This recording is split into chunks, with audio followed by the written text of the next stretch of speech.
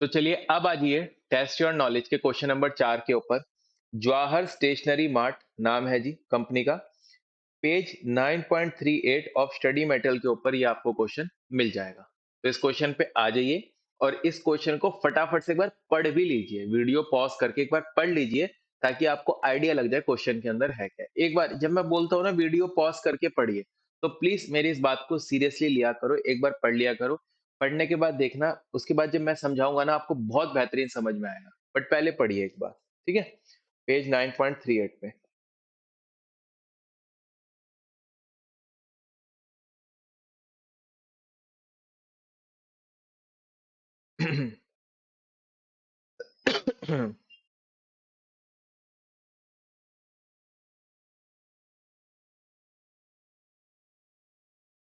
आगे जी, Jawahar stationery mart, उम्मीद है एक बार आपने प्लेन रीडिंग ले ली होगी। Jawahar stationery mart is located in the centre of city X के सेंटर में है जी ये, and popular for wide range of stationery products at competitive rate. यार अगला क्या बेच रहा है? Wide range of stationery product, यानी कई तरह के स्टेशनरी, कॉपी किताब पेन पेंसिल, ये कई तरह के स्टेशनरी प्रोडक्ट होंगे जो अगला सेल कर रहा है। Box files and cobra files are among the major product of GSM. ये तो आपने दोनों फाइलें ऑफिस में देखी होंगी। बॉक्स फाइल जो थोड़ी बड़ी फाइल होती है, जिसके अंदर स्टील की रिंग्स होती हैं। कोबरा फाइल जो एज यूजुअल हर जगह चलती है। तो बॉक्स फाइल्स और कोबरा फाइल्स इसके दो मेजर प्रोडक्ट हैं। दो मेजर प्रोडक्ट हैं जीएसएम क्लाइंट्स मेजरली। अब इसके मेजर क्लाइंट्स के बारे में, प्रोडक्ट दो है मेन। इसके प्रोडक्ट तो वैसे वाइड रेंज ऑफ स्टेशनरी में डील कर रहा है, बट मेन दो प्रोडक्ट है, बॉक्स फाइल और कोबरा। और मेजर क्लाइंट कौन कौन से हैं? Include medium and large corporate house, apart from reasonable base of retail clients. यानी मोटा मोटी मुझे तीन तरह के कस्टमर लग रहे हैं इसके। एक तो मीडियम कॉर्पोरेट हाउस, एक लार्ज कॉर्पोरेट हाउस, और एक रिटेल क्लाइंट्स जो रिटेल दुकानदार होते हैं वो हो गए। और कॉर्पोरेट हाउस बेटा बड़ी बड़ी कंपनीज होती हैं, उनको भी फाइलों की आवश्यकता होती है, बहुत ज्यादा डॉक्यूमेंटेशन होती है। बड़ी बड़ी कंपनियों में आप गए होंगे ऑडिट के लिए, कभी जीएसटी के मैटर्स के लिए, आपने देखा होगा कि बड़ी बड़ी फोटोकॉपी की मशीनें उनके अंदर रखी होती हैं यार, इतना उनके प्रिंट आउट्स निकलते हैं, तो उनको ऑब्वियसली फाइल्स भी बहुत सारी चाहिए होती हैं, कोबरा फाइल, बॉक्स फाइल। ठीक है, तो वो उनके मेन मेजर क्लाइंट्स हैं। अब mister Ronit, who done his masters in operations and marketing, recently joined the family business। तो थोड़ा अच्छा लग रहा है कि एक फैमिली बिजनेस चला रहा है जीएसएम का। उसमें एक नया नया उनका बच्चा लड़का जो होगा, वो अभी अभी मास्टर किस में कर कर आ गया? ऑपरेशन और मार्केटिंग के अंदर। तो सही है यार, उसने ऑपरेशंस देखे कैसे कैसे हो रहे हैं, मार्केटिंग में क्या क्या नई नई चीजें आ रही हैं। तो थोड़ा रोनित के आने से ना मुझे ये फ्लेवर लग रहा है कि कुछ ट्रेडिशनल जैसा चल रहा होगा पहले, और रोनित ना कुछ एक नई चीज लेकर आया होगा अपने, मतलब एक इनोवेटिव सी चीज पढ़ के समझ के, कुछ एबीसी टाइप का कुछ ऐसी चीजें लेकर आया होगा जो ऑपरेशंस में और मार्केटिंग में उसने सीखी होगी। अब वो कहीं ना कहीं अपने धंधे में लगाएगा, क्योंकि यार नया खून है ना, नया नया लड़का, नया नया खून, नई नई पढ़ाई कर कर आया। तो ट्रेडिशनल बिजनेस तो सेटअप ही है, जो भी बाप दादा का बिजनेस होगा चल ही रहा है।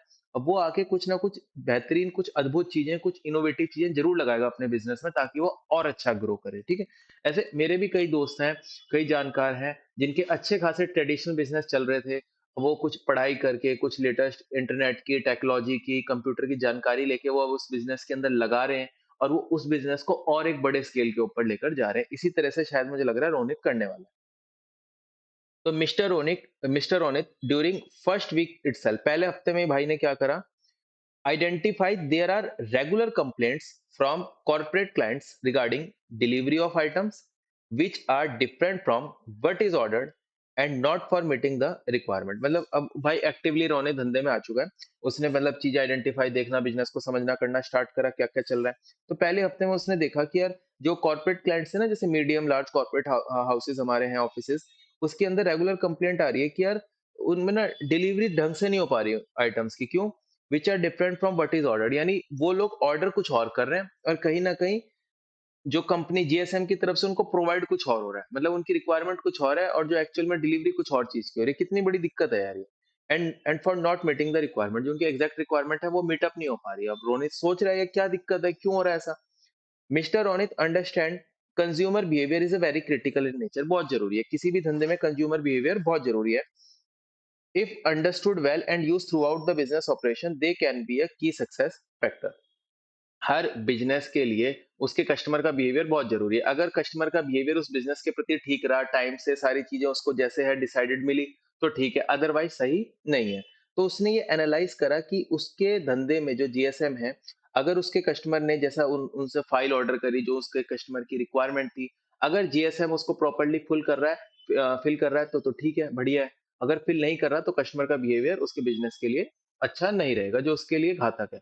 और अगर जैसी कस्टमर की रिक्वायरमेंट है वैसा आपने उनको माल दिया, वैसा टाइमली मैनर में करा तो कस्टमर का बिहेवियर आपके बिज़नेस के लिए बढ़िया हो जाएगा। तो ये बहुत क्रिटिकल है। Hence, with intent to establishing the integrated relation with customer at JSM, Mr. Ronit advises marketing team to start recording the data।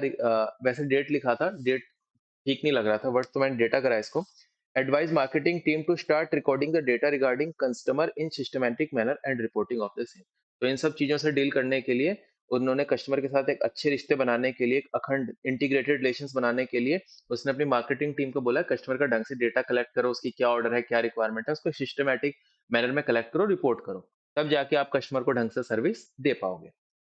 Following is information regarding 5 major customer. उसके 5 मेजर कस्टमर दे दिए, A B C D E, who are regularly order printed cobra files, है ना। Major उसके product थे cobra file और box file. तो cobra file के 5 कस्टमर दे रखे हैं। और बेटा जो ऊपर दे रखा था ना, उसके 3 तरह के कस्टमर है, medium corporate office, large corporate office और रिटेल क्लाइंट। ये कैटेगरी थी या ग्रुप से। अब उसने उनके अंदर से 5 कस्टमर निकाले हैं, ठीक है। वो कैसे हैं वो अपने को मतलब नहीं है, बट 5 कस्टमर उसने बाहर निकाले, ए बी सी डी ई। और वो 5 कस्टमर आपसे क्या लेते हैं, who are regularly order printed cobra files. मतलब जैसे होता है ना, कंपनी का नाम लिखा होता है, एबीसी लिमिटेड, ठीक है, X Y Z limited, company के बारे में। और जो फर्स्ट पेज होता है उसके ऊपर आपको क्या क्या चाहिए, वो प्रिंट क्या होता है, स्क्रीन प्रिंटिंग से वो छप कर आ जाता है। जैसे भी होता है ना, कंपनी में आप फाइलें देखते होंगे जाके, जब आप ऑडिट करने जाते होंगे तो उनका नाम लिखा होता है कंपनी का, तो वो हम प्रिंट करके दे देते हैं जैसी फाइलें उनको चाहिए, लेटर हेड वगैरह, जो उनके पेजेस उस तरीके के, ठीक है ना। ये सारी चीजें अपन जवाहर स्टेशनरी मार्ट से ले रहे हैं, बट इधर बात हो रही है प्योर कोबरा फाइल्स की। चलिए, 5 कस्टमर दे रखे हैं, A B C D E. Number of unit sold 6,000, 8,000, 10,000, 7,000, 8,000। इतना इतना नंबर ऑफ यूनिट सोल्ड, इतनी इतनी कोबरा फाइल हम बेचते हैं 5 कस्टमर को। Margin per unit. अब ये मार्जिन आपको दे रखा है, ये कहीं न कहीं मुझे फ़ील आ रहा है ग्रॉस मार्जिन की। क्योंकि फाइनल मार्जिन पर यूनिट दे दे तो निकालने के लिए फिर बचेगा ही क्या? यही प्रॉफिट आ गया 6, साढ़े 7, 7, 8, 10। इसको मल्टीप्लाई कर दो, 6,000, 8,000, 10,000, 7,000, 8,000 से निकल जाएगा कस्टमर वाइज़ प्रॉफिट। तो ये मार्जिन मुझे लग रहा है ये ग्रॉस मार्जिन है, कहीं न कहीं नेट मार्जिन नहीं है। ठीक है? तो मार्जिन पर यूनिट आ गया, जिसमें से मेन जो डायरेक्ट कॉस्ट, वेरिएबल कॉस्ट, जो सीधी-सीधी कॉस्ट है वो माइनस हो रखी है। आगे नंबर ऑफ परचेज ऑर्डर 10, 30, 25, 20, 10, अलग अलग कस्टमर जो जो ऑर्डर प्लेस कर रहे हैं। नंबर ऑफ डिलीवरी, ये नॉर्मल डिलीवरीज है बिल्कुल। कि नॉर्मल कोर्स ऑफ एक्शन में आप उनको डिलीवर करेंगे जो अपने कस्टमर्स को, 3, 4, 6, 4, 5। और किलोमीटर्स पर डिलीवरी, यानी एक बार डिलीवरी होती है तो कितना किलोमीटर है, यानी बेसिकली ये है कि कंपनी से कस्टमर कितनी दूरी पे है। जैसे ए है 100 किलोमीटर पे, बी 185, सी 50, डी 250 और ई 50। तो बेटा इस चीज में एक चीज ध्यान रखना कि कभी भी अगर डिलीवरी के अंदर किलोमीटर आ गया ना इस तरीके से, कि जैसे लोकेशन वाइज, और कंपनी क्या होती है जनरली, वो कंपनी की ना एक पहचान है कि जी आपके डोर स्टेप तक वो माल पहुंचाएगी। जैसे कोई इंटरनेशनल कंपनी है तो पूरे वर्ल्ड में आपको कहीं भी हो, आपको वहां माल पहुंचाएगी। अगर इंडिया की बात करें तो आप पूरे इंडिया में कही हो कि हमारी कंपनी आपके बिल्कुल फैक्ट्री, आपके डोर स्टेप तक माल पहुंचाएगी। इससे कंपनी की एक रेपुटेशन बनती है। तो अब कस्टमर ए 100 किलोमीटर दूर है और कस्टमर भी 185 किलोमीटर दूर है। तो कहीं न कहीं इस तरह का आंसर मत दीजिएगा कि कस्टमर बी क्योंकि 185, क्योंकि वो ज़्यादा दूर है तो उसको पास लाने की कोशिश करेंगे। ऐसा तो बिल्कुल मत बोलना। और ऐसा भी मत बोलना कि उससे हम ज़्यादा चार्ज करेंगे, बिकॉज़ जितने भी एनालिसिस मैंने देखे, उसके अंदर ऐसा नहीं दे रखा है आईसीआई ने। मतलब हो सकता था, वो दे भी सकता था कि यार कि कस्टमर बी दूर है, ज़्यादा किलोमीटर है तो उससे थोड़ा एक्स्ट्रा चार्ज कर लो। डी क्योंकि ज़्यादा दूर है तो एक्स्ट्रा चार्ज कर लो। बट आईसीआई ने कमेंट्स में कभी भी ऐसा आंसर नहीं दे रखा। तो आप भी ध्यान रखना, हम भी इस चीज का ध्यान रखेंगे कि अगर कंपनी और कस्टमर के बीच का डिस्टेंस कम है, ज्यादा है, तो हम उसमें ये नहीं बोलेंगे कि यार उससे थोड़ा एक्स्ट्रा चार्ज कर लो क्योंकि डिस्टेंस ज्यादा है, क्योंकि आईसीआई इस तरह की प्रैक्टिस फॉलो नहीं करता हुआ। ठीक है। तो कस्टमर बी 185 किलोमीटर ज्यादा है, कस्टमर डी 250 किलोमीटर ज्यादा, कोई बात नहीं।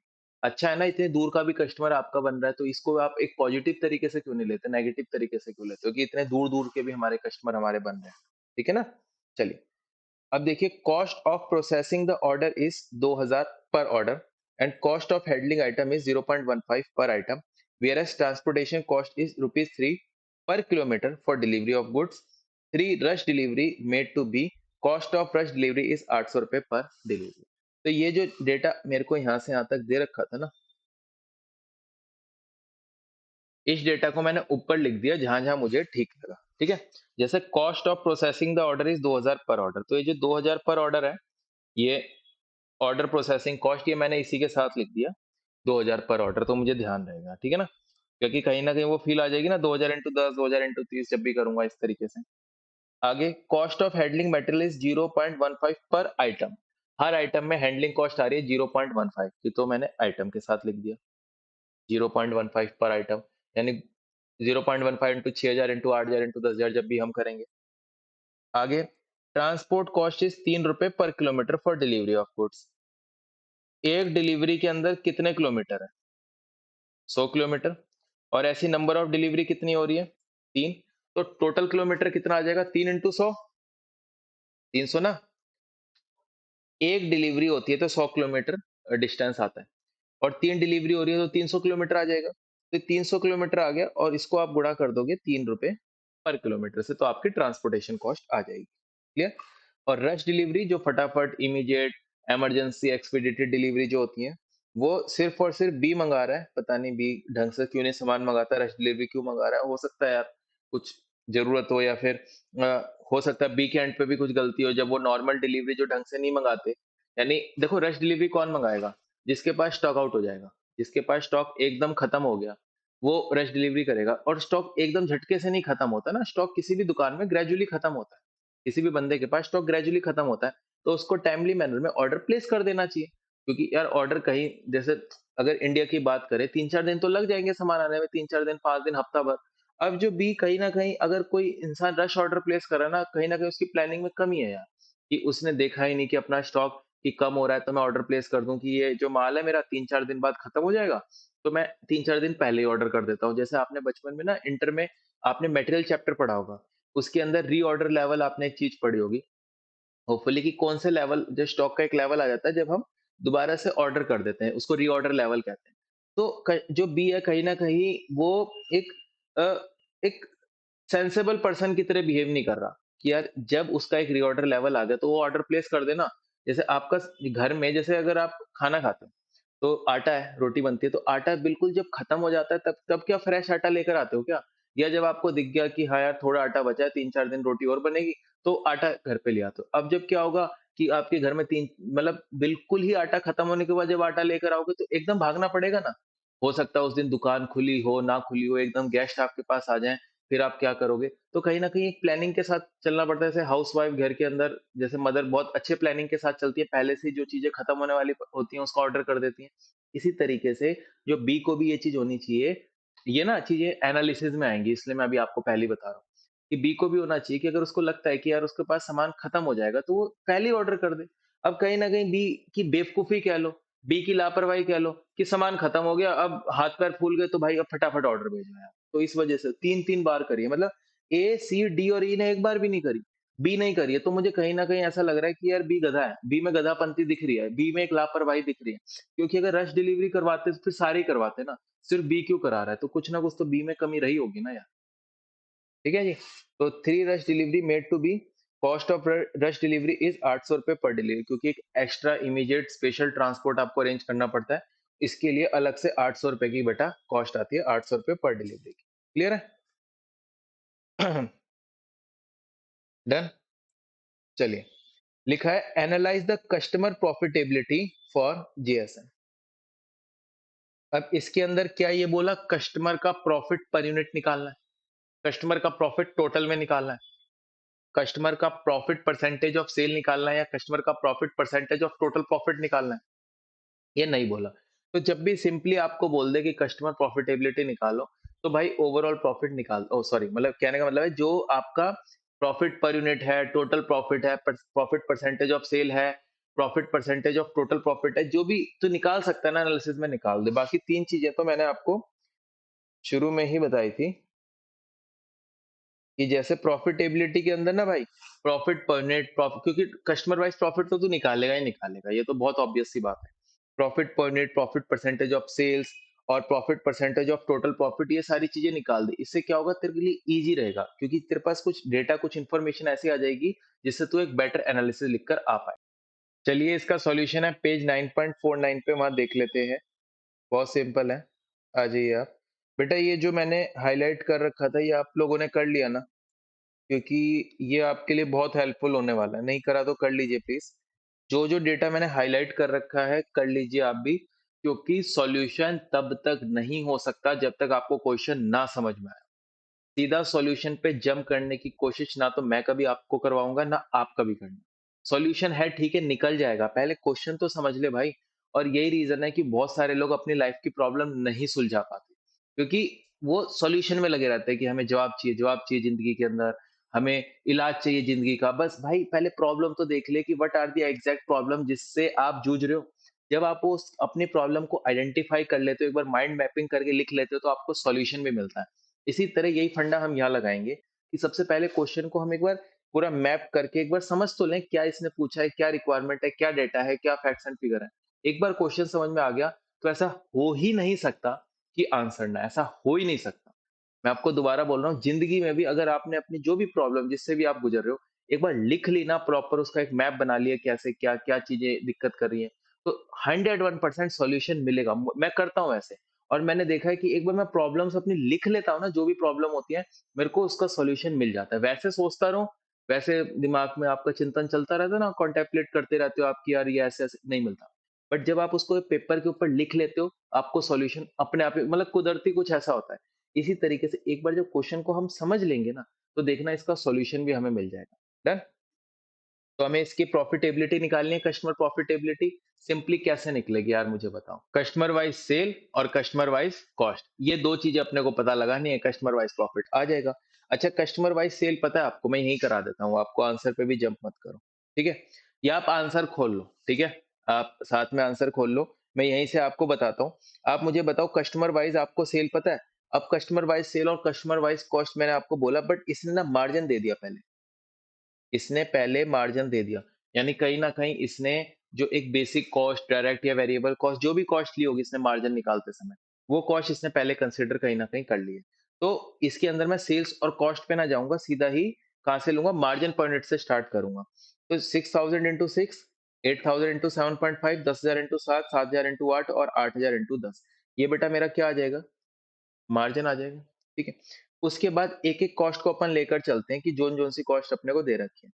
ऊपर वाले पैराग्राफ में कोई कॉस्ट नहीं दे रखी। फिर सबसे पहली कॉस्ट जो मुझे समझ आई थी, वो जो ऑर्डर प्रोसेसिंग कॉस्ट थी 2000 पे प्रति ऑर्डर। तो 2000 को आप गुणा कर दोगे 10, 30, 25, 20, 10 से, आपकी एक ऑर्डर प्रोसेसिंग कॉस्ट आ जाएगी। अगली कॉस्ट थी जो आप मटेरियल को हैंडल कर रहे हो 0.15 पर आइटम। 0.15 पर आइटम को आप 6000, 8000, 10000, 7000, 8000 से गुणा कर दोगे, आपकी वो कॉस्ट आ जाएगी। अगला था transport cost ₹3 per kilometre for delivery of goods. तो पर किलो, तो टोटल किलोमीटर कैसे निकले थे? एक डिलीवरी में कितने किलोमीटर? 100, 3 डिलीवरी, तो 300 आपके यहाँ पर आ गए ना जो किलोमीटर। ऐसे ही 4 इंटू 185, 6 इंटू 50, जब आप ये करोगे टोटल किलोमीटर आ जाएंगे। और जितने भी टोटल किलोमीटर आ गए इसको ₹3 पर किलोमीटर से मल्टीप्लाई कर दियो भाई। तो तेरे क्या आ जाएंगे? ट्रांसपोर्टेशन कॉस्ट आ जाएगी। और एक ही गधा है हमारे पास बी, जो रश डिलीवरी करवा रहा है। 3 डिलीवरी कराई है इसने, ₹800 एक रश डिलीवरी के आते हैं, तो ₹2400 हमारे केवल बी में आ जाएँगे। क्या और कोई कॉस्ट दे रखी है मेरे को इस पूरे क्वेश्चन के अंदर?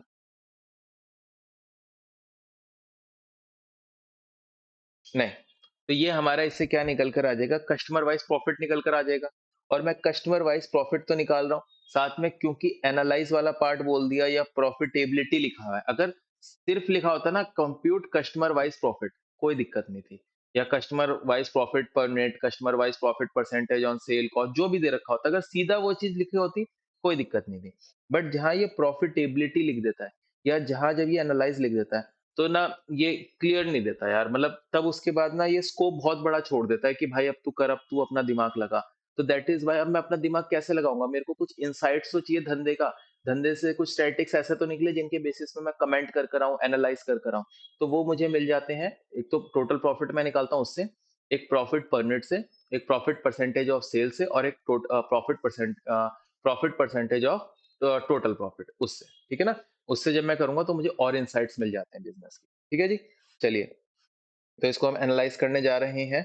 अब यहाँ तक देख लिया ABCDE। अब आजिए, इसका आंसर है पेज 9.49 के ऊपर। हम्म, हम्म, हाँ, और एक फिगर चलो ये तभी बता दो।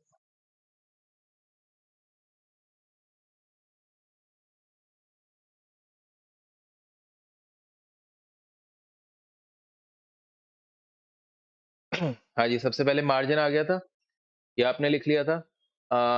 ऑर्डरिंग कॉस्ट हमारी आ गई थी, handling, delivery, rush delivery, total आ गया डन। अब इसके अंदर सिर्फ निकला है प्रॉफिट लॉस, ये आ गया। अब इसने निकाला है profit upon net revenue, that is profit percentage. अब यार इसने नेट रिवेन्यू कहाँ से निकाल दिया? ये 14,200 को जो इसने डिवाइड करा होगा, वो किससे कर रखा है? 36,000 से। डिवाइडेड बाय 36,000 परसेंटेज, ये आ गया 39.44। तो कहीं ना कहीं ये वर्ड मेरे को थोड़ा ठीक नहीं लग रहा, net revenue. Although net revenue का मतलब इसका मार्जिन से है, जो ग्रॉस मार्जिन क्वेश्चन के अंदर अपने को दे रखा है। ठीक है, इसने निकाल दिया तो बिकॉज अपने पे वही फिगर दे रखा था, तो हमारे पास कुछ और ऑप्शन नहीं था। बट हम साथ ही साथ इसके अंदर हम ये भी निकाल सकते हैं, प्रॉफिट पर यूनिट या profit percentage of total profit. ठीक है, ये भी निकाल सकते हैं, आने वाले क्वेश्चंस के अंदर हम ये चीज निकालेंगे। बट इस क्वेश्चन में एनालिसिस ज्यादा नहीं दे रखा, छोटा सा एनालिसिस दे रखा है, दैट इज वाई मैं इग्नोर कर रहा हूँ। आप ये भी चीज निकाल सकते हो, आने वाले 3-4 क्वेश्चन ऐसे आएंगे जो बड़े क्वेश्चन है, इसमें हम और डिटेल में एनालिसिस पढ़ेंगे। बट आप इसमें भी निकाल सकते हो, इसका छोटा एनालिसिस है इसलिए मैंने इसके अंदर स्किप कर दिया। चले, अब देखिए, अब जब आपने एनालिसिस करा ABCDE का, ठीक है, अब मोटे तौर पे अगर हम देखें, जब हमने निकाला प्रॉफिट और लॉस, तो ए से प्रॉफिट हो रहा है अपने को 14,200, बी से 5,820, सी से 17,600, डी से 11,950 और ई से 58,050, ठीक है ना।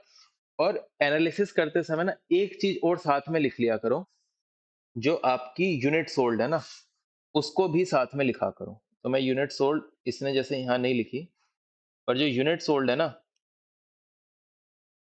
उसको जरूर से लिख लिया करो एनालिसिस के अंदर, वो आपकी बहुत हेल्प करती है।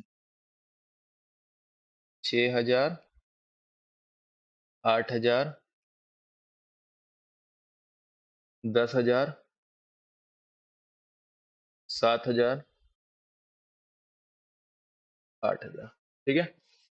और चूंकि सबको मैं कोबरा फाइल ही बेच रहा हूँ, तो मैं ऐड कर सकता हूँ 6,000, 8,000, 10,000, 7,000, 8,000, ठीक है। ये आ गया बेटा जी 39,000। यहाँ तक क्लियर है? अब देखिए, ABCD, अगर मैं वॉल्यूम वाइज देखूं तो मैं सबसे ज्यादा किसको बेच रहा हूँ? सी को, फिर बी और ई को, फिर डी को, और उसके बाद ए को। वॉल्यूम वाइज देखूं तो टोटल 39,000 फाइल्स मैंने बेची है, जिसके अंदर सबसे जो मेरा मास्टर कस्टमर है वो है सी, सबसे ज्यादा उसको बेचा है मैंने। और कह सकते हो कि बाकी ठीक है, ए बी डी और ई, हाँ, जिनको 6-7-8 हजार की रेंज में मैंने बेचा है, क्लियर। पर सी बड़ा कस्टमर है अगर वॉल्यूम के हिसाब से देखा जाए। अब प्रॉफिट के हिसाब से देखते हैं, उसके बाद ये चीज चेक करा करो, प्रॉफिट और लॉस, ठीक है, हमेशा। अब मैंने ये चीज देखा, तो मेरे को जो सबसे बेहतरीन प्रॉफिट दे रहा है, सबसे बेहतरीन, वो दे रहा है ई। कमाल है यार, ठीक है ना।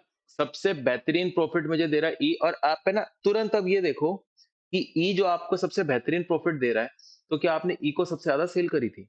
यार ई को मैंने मात्र 8,000 करी थी, सबसे ज्यादा सेल तो देखा जाए तो मैंने सी को करी थी, सबसे ज्यादा सेल सी को करी थी 10,000 यूनिट की।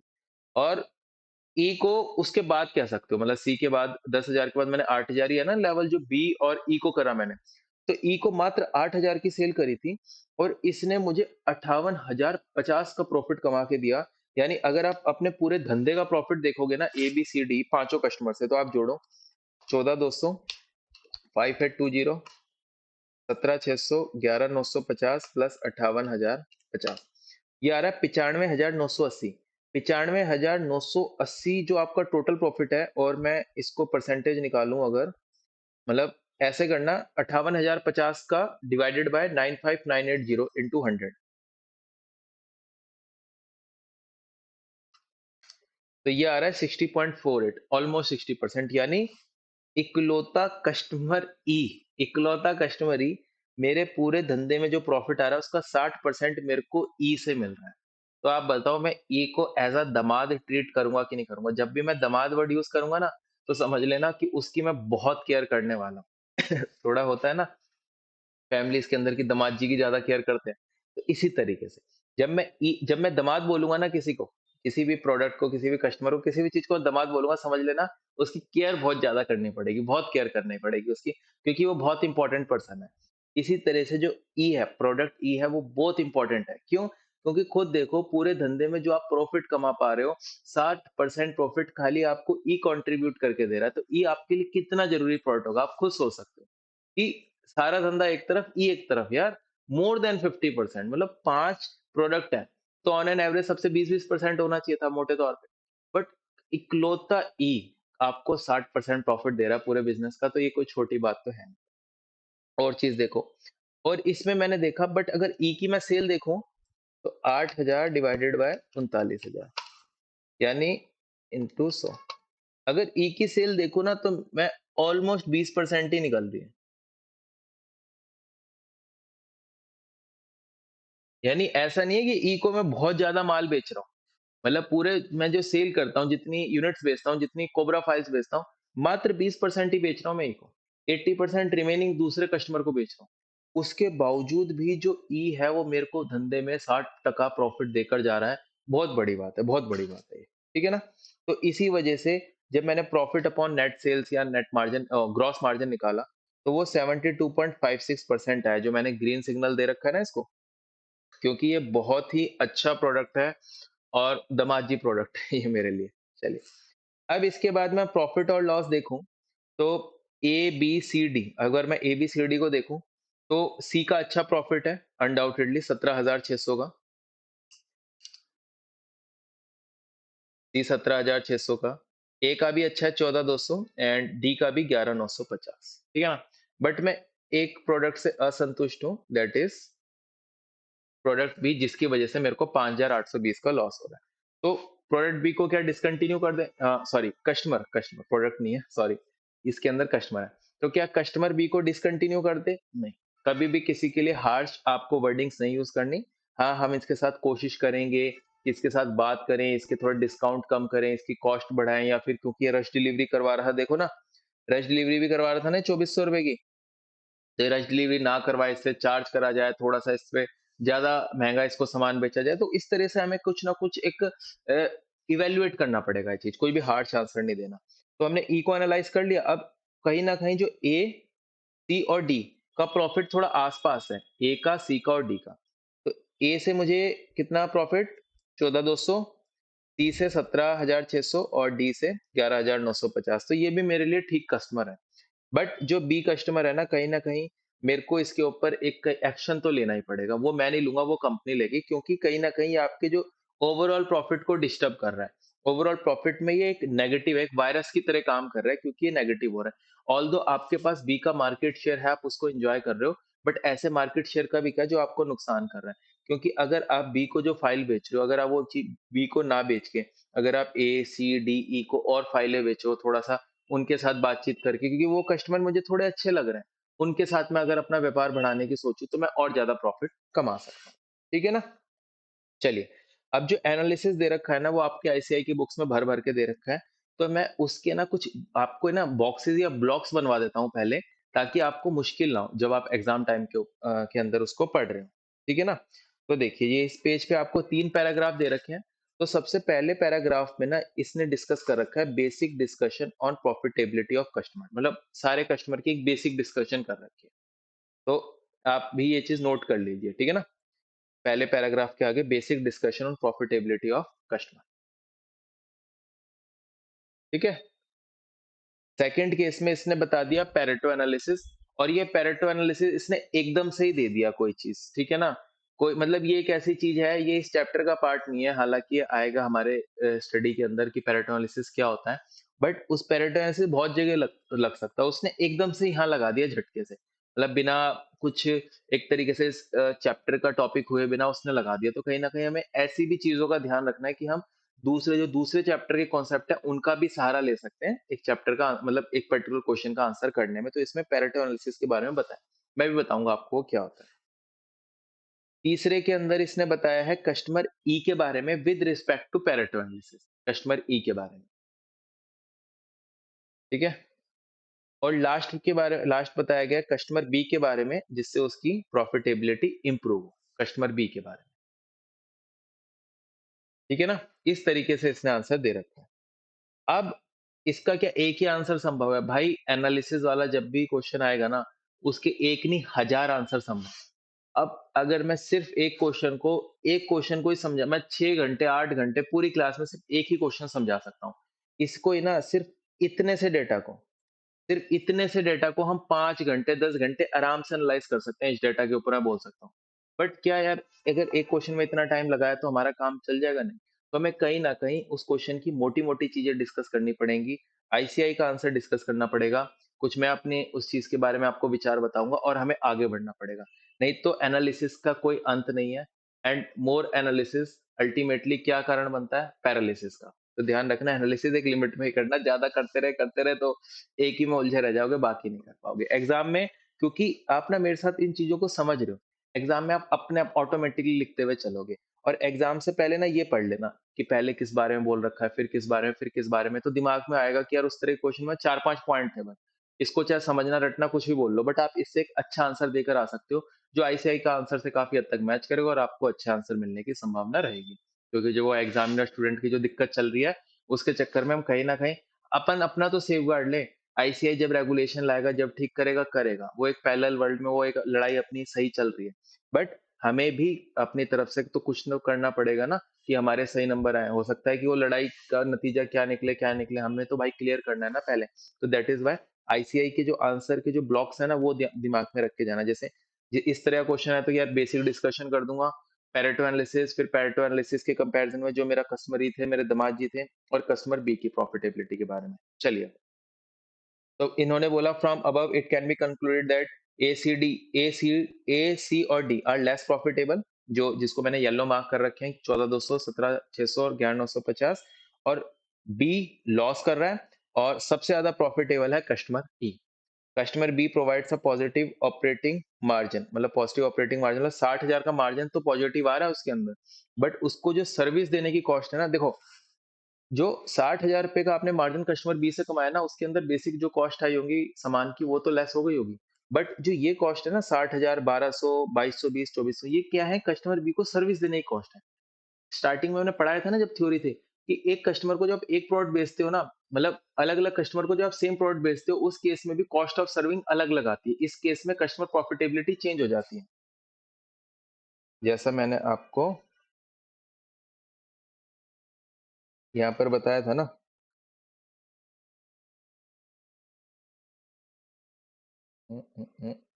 ये even for a same product different customer have different cost of service. इस वजह से उनकी बेटा जो प्रॉफिटेबिलिटी के अंदर इम्पैक्ट आ जाता है, वही चीज यहाँ पर आ गई कि बी अच्छा चलो रिवेन्यू दे रहा है, अच्छा मतलब वो मार्जिन दे रहा है 60,000 का ग्रोस मार्जिन, बट उसकी वो दूसरी कॉस्ट ज्यादा है ना। आप खुद देखो यार, खुद एनालाइज करो। 60,000 रुपए का भाई को मतलब देख रहे हो कितना ज्यादा कॉस्ट आ रही है। अगर आप 20, 50, 40 और 20 को देखोगे तो 60,000 कितना ज्यादा है। ठीक है, इस तरह 1200 भी काफी ज्यादा है, इस तरह 2220 भी एक काफ़ी मतलब ओरो के अंदर है। तो कहीं न कहीं इसके साथ हमारी कॉस्ट ज़्यादा एसोसिएटेड है। इस कस्टमर को डील करने में कॉस्टिंग ज़्यादा आ रही है। दैट इज़ व्हाई ये हमें नेगेटिव मतलब प्रॉफिट दे रहा है। ठीक है ना? तो this is because customer B require more sales order than other customer, in addition the customer has rush delivery cost.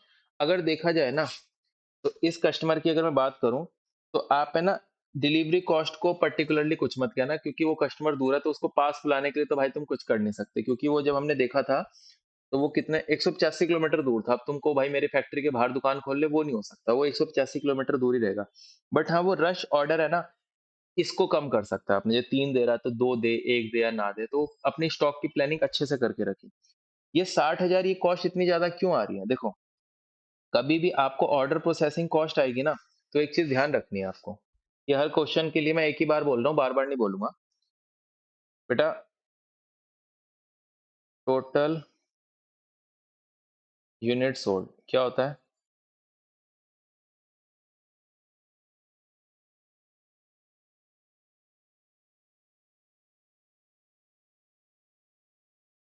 कोई भी कस्टमर को आज जितनी भी आप यूनिट डिस्पैच करते हो या बेचते हो, वो 2 चीज़ों के मल्टीप्लिकेशन से बनता है।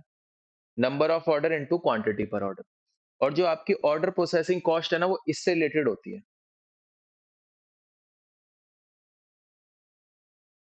तो क्या होना चाहिए?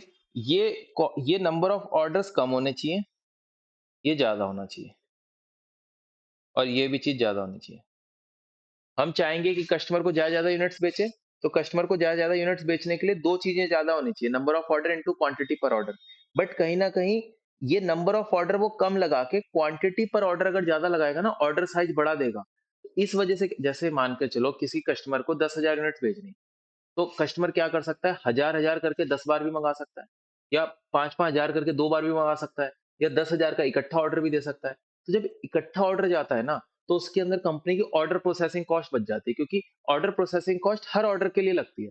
अब वो चाहे 1 यूनिट का ऑर्डर हो, चाहे 10,000 यूनिट का ऑर्डर हो, जैसे बिल बनने और भी जो एडमिनिस्ट्रेशन कॉस्ट आ रही है, उसका डिस्पैच डिलीवरी ये सब चीज़ें करनी है, वो पर ऑर्डर के हिसाब से आती हैं। तो नंबर ऑफ ऑर्डर जितने कम होंगे ना, कंपनी की ऑर्डर प्रोसेसिंग कॉस्ट उतनी कम आएगी। नंबर ऑफ ऑर्डर कम करने से मैं ये नहीं कह रहा कि कंपनी के गुड्स भी कम बिके। Number of order customer come they, but her order के अंदर क्वांटिटी ज्यादा दे। मतलब अगर एक कस्टमर 10,000 यूनिट्स मेरे से खरीदना चाहता है, तो मेरे लिए फायदेमंद तब होगा जब वो 5-5 हजार के 2 ऑर्डर दे, ना कि 1-1 हजार के 10 ऑर्डर दे, क्योंकि उसमें मेरी 10 बार कॉस्ट आई ना। बट अगर वो 5-5 हजार के 2 बार ऑर्डर देगा, तो उसमें कॉस्ट मेरी 2 बार आएगी खाली। तो मेरे लिए ज्यादा फायदा क्या है कि खाली 2 ही ऑर्डर आए मेरे पास, इंस्टेड कि वो 10 छोटे-छोटे ऑर्डर आए। तो ये अगर कस्टमर करता है तो मेरी ऑर्डर प्रोसेसिंग कॉस्ट कम आती है।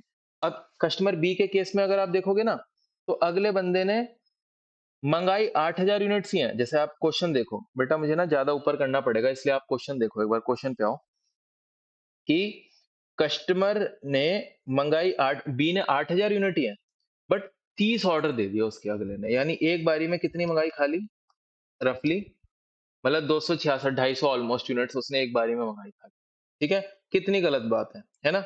और ऑन द अदर हैंड अगर हम कस्टमर ई को देखें, कस्टमर ई को, तो 8,000 डिवाइडेड बाय 10, उसने एक बारी में 800 मंगाई। कस्टमर ही कितना बढ़िया, एक बारी में 800 यूनिट का ऑर्डर देता है।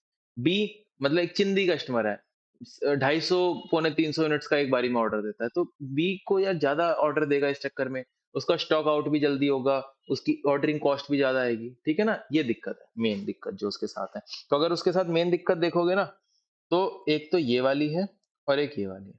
प्रोडक्ट हैंडलिंग कॉस्ट तो चलो पर यूनिट लग ही रहा है, वो तो सभी के लिए है। ये तो चलो सभी के लिए है और डिलीवरी कॉस्ट का आप कुछ कर नहीं सकते क्योंकि आप कस्टमर को अपने नज़दीक तो बुला नहीं सकते। बट जो 2 चीज़ें हैं ना कस्टमर बी की जो सबसे ज़्यादा कमी है, एक तो छोटे-छोटे ऑर्डर दे रहा है, तो भाई थोड़ा बड़ा-बड़ा ऑर्डर दे, और क्योंकि छोटे-छोटे ऑर्डर दे रहा है तो स्टॉक जल्दी खत्म हो जाता होगा इसका, तो वो एब्रप्टली ऑर्डर कर देता है, तो दैट इज़ व्हाई वो रश ऑर्डर को भी कम करे। अगर जो कस्टमर आपका बी है ना, अगर वो इन 2 चीज़ों पे काम कर लेता है ना, तो वो प्रॉफिटेबल हो सकता है। ठीक है? चलें? तो ये हो गया बेसिक डिस्कशन प्रॉफिटेबिलिटी। अब है पेरेटो एनालिसिस। पेरेटो एनालिसिस हम पढ़ेंगे, हमारे आएगा आगे जब हम चैप्टर्स करेंगे। बट उसके लिए मैं आपको बताता हूँ पेरेटो एनालिसिस मोटा मोटी क्या है। पेरेटो एनालिसिस का कॉन्सेप्ट दिया था विल्फ्रेडो पेरेटो ने। ये बेटा इटली के अंदर एक जगह है मिलान। मिलान को फैशन सिटी भी बोला जाता है, देख लेना नेट पे आप। इटली के अंदर एक जगह है मिलान। मिलान के अंदर ना एक फेमस अर्थशास्त्री हुए थे, फेमस इकोनॉमिस्ट हुए थे, जिनका नाम था विल्फ्रेडो पेरेटो। उन्होंने कॉन्सेप्ट दिया था पेरेटो एनालिसिस का, जिसको हम 80-20 रूल बोलते हैं। और ये आप कहीं भी लगा सकते हो, कहीं भी जहां आपको ठीक बैठता है वहां लगा लो आप ये। कोई उन्होंने पर्टिकुलर जगह पे नहीं लगाया, उन्होंने ओवरऑल बोला। बट उन्होंने वैसे मिलान के अंदर ये बोला था कि जैसे मिलान की 80% संपत्ति, जो उधर सिटी है मिलान, उसकी 80% संपत्ति 20% लोगों के हाथ में है। और जो 20% संपत्ति 80% लोगों के हाथ में है, तो कुछ ना कुछ तो रीजन है, 80-20 का कुछ तो लिंक है। यानी क्या होता है हमारी लाइफ के अंदर, जो 80% कॉन्सिक्वेंसेज आते हैं, जो हमारी लाइफ में 80% प्रभाव पड़ता है, परिणाम आते हैं, वो 20% कारणों की वजह से आते हैं। और जो हमारी लाइफ के 20% परिणाम है, वो 80% कारणों की वजह से आते हैं। तो we have to think about those 20% कारण, 20% कॉजेस जिनकी वजह से 80% परिणाम आएगा। इधर 20 डालो उधर 80 निकलेगा, इधर 80 डालो उधर 20 निकलेगा, फायदा किसमें है? इधर 20 डालो उधर 80 निकलेगा। तो दैट इज वाई अपने को क्या काम करना है, उन 20% चीजों पे काम करना है अपनी जिंदगी के अंदर, जिससे 80% रिजल्ट आएगा। जैसे अगर हम एक छोटी सी बात बोले, सुबह टाइम से उठना एक बहुत छोटी सी चीज है, कोई इसके अंदर बहुत कोई खास बात नहीं है, हम उस चीज को अवॉइड कर रहे हैं, बट इसकी वजह से हमारे बहुत सारे काम इम्पैक्ट होते हैं। जैसे टाइमली मैनर में खाना खाना, जो हमारी हेल्थ है, हम इसको अवॉइड कर रहे हैं, बट अगर हम खाने-पीने का टाइम थोड़ा बहुत आगे पीछे करके थोड़ा बहुत सही कर ले, तो ये हमारी लाइफ में बहुत मेजर इम्पैक्ट डाल सकता है। ये बहुत छोटी-छोटी चीज़ें हैं, ये 20% वाला पोर्शन है, अगर हम इनको ठीक कर लेते हैं ना, तो लाइफ में 80% हमें कॉन्सिक्वेंसेज़ परिणाम इनके बेसिस पे आते हैं। तो दैट इज़ व्हाई ये हर जगह लगता है, और ये 80-20 रूल ना फिक्स नहीं है। मतलब 80-20 ना 70-30 भी हो सकता है, 60-40 भी हो सकता है, 75-25 भी हो सकता है। ये बस एक कहने का ज़रिया है कि थोड़ी चीज़ें ऐसी होती हैं, कम चीज़ें ऐसी होती हैं, कम कॉजेज़ ऐसे होते हैं जिसकी वजह से मेजर कॉन्सिक्वेंसेज़ आते हैं। और और मेजर कॉजेज़ ऐसे होते हैं जिसकी वजह से माइनर हमारे कॉन्सिक्वेंसेज़ आ रहे हैं। तो 2 चीज़ें होती हैं, कॉन्सिक्वेंसेज़ और कॉजेज़। मतलब कॉन्सिक्वेंसेज़ और कॉजेज़, कॉजेज़ क्या होते हैं? कारण, और कॉन्सिक्वेंसेज़ क्या होते हैं? परिणाम। तो थोड़े कारण की वजह से ज़्यादा बड़े परिणाम आते हैं, और ज़्यादा कारणों की वजह से छोटे परिणाम आते हैं। तो हमें उन कारणों पे फ़ोकस करना चाहिए, उन 20% कारणों पे, उन 20% रूट कॉजेज़ पे, जिसकी वजह से 80% परिणाम अपने को मिल सकते हैं। अब अगर हम इन दिस पर्टिकुलर केस देखें, जो ये बोलना चाह रहा है, तो हमने ई को मात्र सेल करा था बेटा 20%। अगर ई की हम यूनिट सोल्ड देखेंगे, तो ई को हमने मात्र 20% ही सेल करा है। बट अगर ई का हम प्रॉफिट देखें ना, तो वो 60% प्रॉफिट दिया। मतलब पूरी कंपनी में मात्र 20% सेल करके वो बंदा 60% प्रॉफिट हमें दे गया। तो दैट इज़ व्हाई तो ई को हमने दामाद जी की उपाधि दी, यानी कस्टमर ये हमारे लिए बहुत बढ़िया है। ठीक है ना? तो चलिए देख लेते हैं। This analysis can make sense if interpreted considering the Pareto analysis. Pareto analysis named after economist Wilfredo Pareto, who specify that 80% of the consequences come from 20% of the causes. That is 20% of the customer provide 80% of the profit. और ये profit नहीं, आप sales भी बोल सकते हो कि 20% customer 80% sales दे रहे हैं, या 20% कस्टमर 80% प्रॉफिट दे रहे हैं, या 20% कस्टमर 80% कंट्रीब्यूशन दे रहे हैं। ये आप अपने हिसाब से मोल्ड कर सकते हो। ठीक है, कहीं भी मीन्स इनपुट एंड आउटपुट में नॉट बी बैलेंस। मतलब इनपुट आउटपुट मीन्स ऐसा नहीं है कि 20% customer 20% profit, 80% customer 80% profit. Input output balance नहीं है, इम्बैलेंस है। कम कॉजेस ज्यादा परिणाम, ज्यादा कॉजेस कम परिणाम, कहने के मायने ये है। Curve of revenue as shown in figure represent that initially large amount of revenue comes from small portion of sales customer only. Such small portion of customer is critical to success of an entity. अब देखिए, क्योंकि आप इसमें देखो फायदा क्या है, अब आप है ना 80% अगर आपको रिजल्ट चाहिए, तो 20% जो चीजें इंपैक्ट करिए उस पर ज्यादा ध्यान दो ना। अब इसको आप अपने सब्जेक्ट पे मत लगा लेना कि 20% चैप्टर ऐसे हैं जिसमें से 80% मार्क्स आते हैं, 80% चैप्टर ऐसे हैं जिसमें 20% मार्क्स आते हैं। छोटे बच्चा सबसे पहले जो दिमाग जाता है हमारा उल्टी चीज पे जाता है कि सर वो 20% तो वो कोर्स बता दो, आप 20% सिलेबस जिसमें से 80% मार्क्स। भाई अगर कोई बता भी रहा है ना, कोई टीचर है कोई भी बता रहा है, वो बहुत गलत चीज है। ऐसे इस चीज में कभी मत पढ़ना। हालांकि 5-10% पोर्शन ऐसा हो सकता है जो थोड़ा-सा बुक के अंदर इतना इर्रेलेवेंट ना हो, इतना मतलब इतना अच्छे से उसमें से एग्ज़ामिनर ना पूछ पाए। बट 90% पोर्शन ना बुक का रेलेवेंट, ठीक है ना? तो कभी भी इस चक्कर में मत पड़ना कि वो 20% 30% पोर्शन मिल जाए जिसमें से आपका मेजर कवर हो जाए। बेटा अगर जैसे किसी टीचर ने निकाले क्वेश्चन, अगर उसमें से आ गए तो मज़ा आ गया तुमको, नहीं आ गए तो फिर वो कौन पूछ रहा है? कोई टीचर ने कोई ऑथेंटिसिटी थोड़ी दी थी, कोई साइन थोड़ी करके दिए थे कि ऐसे ही आना है। वो आ गया तो आ गया, नहीं आया तो नहीं आया, तो बहुत बड़ा रिस्क होता है ये, ठीक है? तो एक ओवरऑल एक डाइवर्सिफाई मतलब तरीके से पढ़ के जाओ एक ओवरऑल बेसिस पे, ठीक है? क्योंकि उससे तुम्हारा रिस्क फैक्टर कम हो सकता है। अगर तुम सोचो कि 2 चैप्टर के बेस पे जाओ, 3 चैप्टर के बेस पे जाओ, ये गलत है।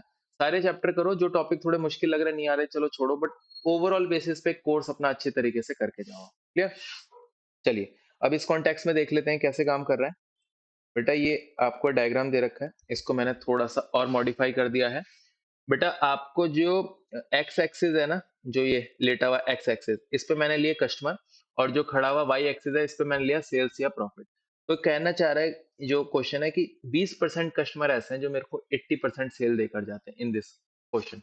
और आप सेल्स कह लो, प्रॉफिट कह लो, कंट्रीब्यूशन कह लो कि 20% कस्टमर 80% मेरे को मुनाफा या सेल्स देकर जा रहे हैं, ठीक है ना? और ठीक है, 20% कस्टमर 80% मुनाफा, यानी ये जो 80% सेल्स या जो मुनाफा है ना, ये मात्र 20% कस्टमर की वजह से मेरे को मिला, ठीक है? और जो बचे हुए 80% कस्टमर है ना, वो मेरे को मात्र 20% सेल या मुनाफा देकर जा रहे हैं। तो मेरा फोकस कहाँ होना चाहिए, आप बताओ? क्या 80% कस्टमर्स पे होना चाहिए या 20% कस्टमर्स पे होना चाहिए? सर 20% कस्टमर पे होना चाहिए। मेरा फोकस इन कस्टमर पे होना चाहिए, बिकॉज़ इनसे मेरे को ये मिल रहा है 80%, ठीक है ना? बस इतनी सी बात बोल रखी है इसमें। आगे चलिए। Although here proportion of 80-20 don't hold truth, but for GSM major portion of profit around 60% come from customer E only. क्योंकि कस्टमर ई को मात्र हमने 20% ही सेल करी थी पूरे धंधे का, और उसने मेरे को 80% ना सही 60% तो दिया ना, मतलब 20% ही सेल करी और दिया 60%, तो काफी ज्यादा दिया। तो 20-60 निकल कर आया, 80-20 नहीं आया, 60-20 आ गया। बट मैंने बोला था 80-20 कोई फिक्स नहीं है बेटा, वो माइनर मेजर का कॉन्सेप्ट होता है कि मात्र 20 बट दिया 60, इतना हाई आपको उसने प्रॉफिट दिया, ठीक है ना? कम्स फ्रॉम कस्टमर ही, therefore customer is critical to GSM special attention. Special attention से समझ गए ना किसको मिलती है भाई? दामाद को। Special attention can be given to enhancing the relationship with customer E to ensure customer E can not migrate to other competitor. मतलब उसका पूरा ध्यान रखना है कि कस्टमर ई किसी भी हालत में नाराज ना हो, जिया जी किसी भी हालत में नाराज ना हो। और दूसरी चीज, जो कस्टमर ई है वो किसी कॉम्पिटिटर के पास ना चला जाए, क्योंकि कस्टमर देखो, एक बार को अगर कस्टमर बी ने तुम्हें छोड़ दिया, हालाँकि वो भी कस्टमर है बट तुम्हें इतना वो नहीं फ़र्क पड़ेगा। बट कस्टमर ई ने तुम्हें छोड़ा ना, तो बहुत इम्पैक्ट होगा तुम्हारा। जैसे मान के चलो तुम्हारा कोई नॉर्मल दोस्त है, उसने तुम्हें छोड़ दिया, तुम्हें कोई फ़र्क नहीं पड़ेगा। बट तुम्हारा तलाक हो गया, तो तुम्हारा ज़्यादा ही फ़र्क पड़ेगा। तो 2 पर्सन है ना ज़िंदगी के अंदर, एक जो नॉर्मल बंदा दोस्त है वो भी दोस्त है, और जो वाइफ़ है वो भी एक पर्सन ही तो है ना, देखा जाए तो मोटे तौर पे दोनों एक इंसान ही है।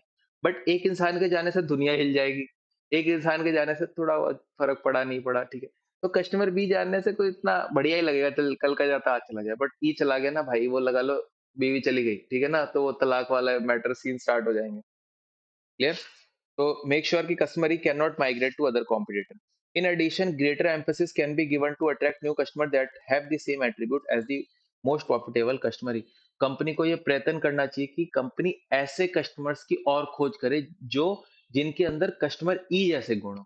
कस्टमर ई क्या है? देवता समान है, वो ईश्वर का रूप है। उनके अंदर जो गुण है ना, क्योंकि उनके अंदर सबसे बड़ा गुण क्या है कि मात्र 20% सेल करके 60% प्रॉफिट आ रहे हैं, यानी इनके अंदर जो कॉस्ट आ रही है ना वो कम आ रही है, मतलब सेल इतनी अच्छी कर रहे हैं और इनको कॉस्ट ऑफ सर्विंग कम आ रही है, सेल बहुत बढ़िया दे रहे हैं और कंपनी का दिमाग भी कम चाट रहे हैं, मतलब एक्टिविटीज भी कम कंज्यूम कर रहे हैं। कंपनी को ऐसे कस्टमर की तलाश करनी चाहिए जो कस्टमर ई जैसी कैरेक्टरिस्टिक्स को पोजेस करते हैं। क्लियर है? चलते हैं। तो उसने पेरेटो एनालिसिस बताया और पेरेटो एनालिसिस के कॉन्टेक्स्ट में कस्टमर ई को सिखाया। तो हाँ, ठीक लग रहा है पेरेटो एनालिसिस, क्योंकि 20-60 का रेशियो कुछ बैठ गया ना, इसलिए उसने पेरेटो एनालिसिस लगाया। तो पेरेटो एनालिसिस का लगाने का कारण क्या है? सॉरी,